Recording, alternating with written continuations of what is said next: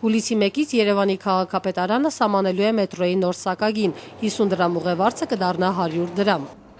Մետրոյի ծախսի ինքնարժեքը այսօր 160 դրամ է։ Ընդ որում 160 դրամը դա իրական ինքնարժեքը չի։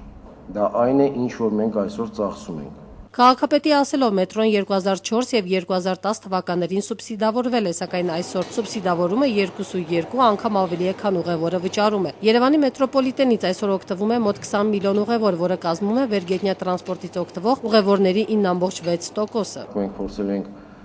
մաքսիմալ մետրոն խթանել, որպեսզի եւ մետրոն տրամաբանական բիզնեսի մեջ հայտնվի եւ քաղաքը թեթևանա, բեռնաթափվի։ Մետրոյի սակագնի փոփոխությունը ըստ քաղաքապետի պայմանավորված է նաև կառավարության ստորագրած 10 միլիոն եվրո վարկային պայմանագրով, որով պետք է ապահովի մետրոպոլիտենի անխափան աշխատանքը։ Այս վարկը մարելու համար էլ եղել է նաև սակագնի փոփոխությունը։ Ինչ վերաբերում է տրանսպորտային մյուս միջոցների սակագներին, ապա մոտակա տեսանելի ապագայում Երևանի քաղաքապետարանը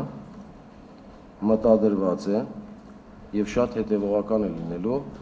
որպեսզի սակագնային փոփոխություններ չլինեն։ Այն դեպքում, երբ քաղաքապետարանը հասկանա, որ տրանսպորտային միջոցների օպերատորները չեն կարողանում տեղավորվել 100 դրամ սակագնի սահմաններում, քաղաքապետը խոստացավ առաջին անգամ սուբսիդավորել քաղաքային տրանսպորտը։ Նարինե Էրիցյան, Հասմիկ Ֆարոյան, IPF